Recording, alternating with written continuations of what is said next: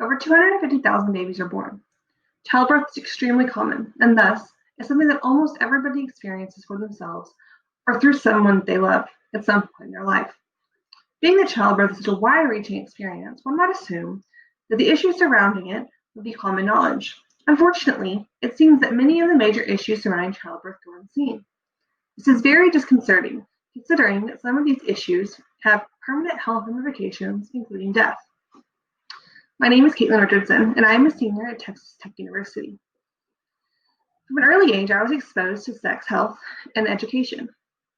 Me and my mother, who is a labor and delivery nurse. Part of this education was being exposed to the risk of maternal mortality. When I was 2, my mother became pregnant with my younger sister. Through a series of unfortunate events, hemorrhaged into her abdomen after giving birth to my sister via C-section.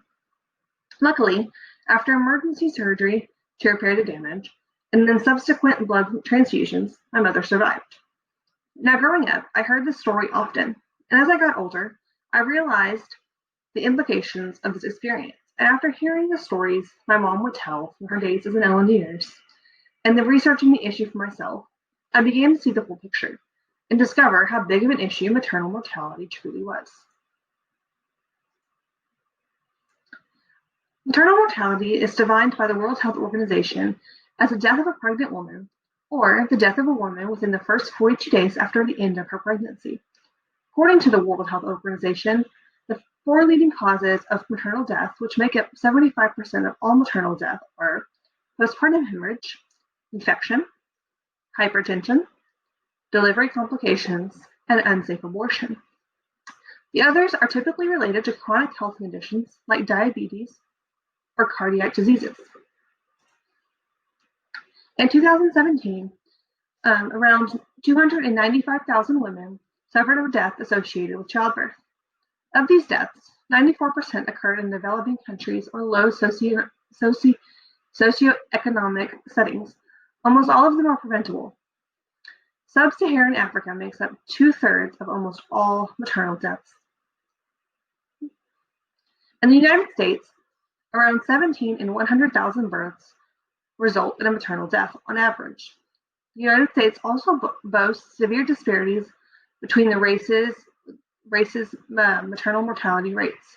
African American women are 3 to 4 times more likely to die in childbirth than their white counterparts, while Native Americans are twice as likely. Why is this important? Women are dying.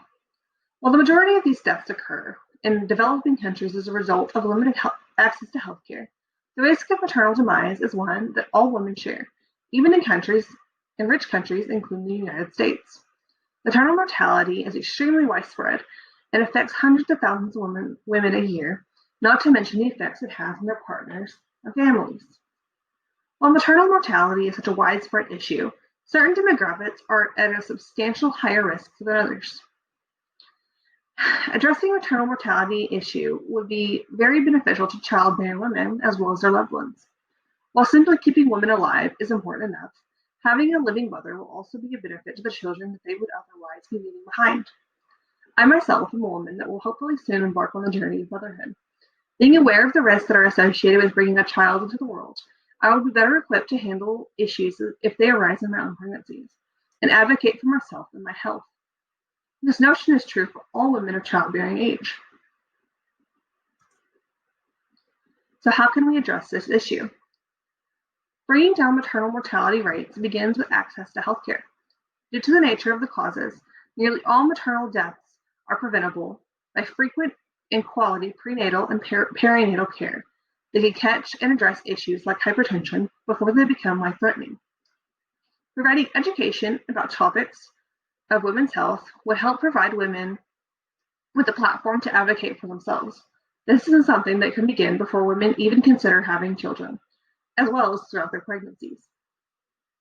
Addressing issues within the healthcare system would also help to bring maternal mortality rates down.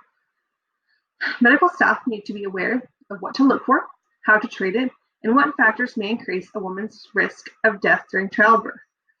If medical professionals are going into delivery knowing that a patient is at higher risk, it may help to prevent maternal death, as they will be more cautious.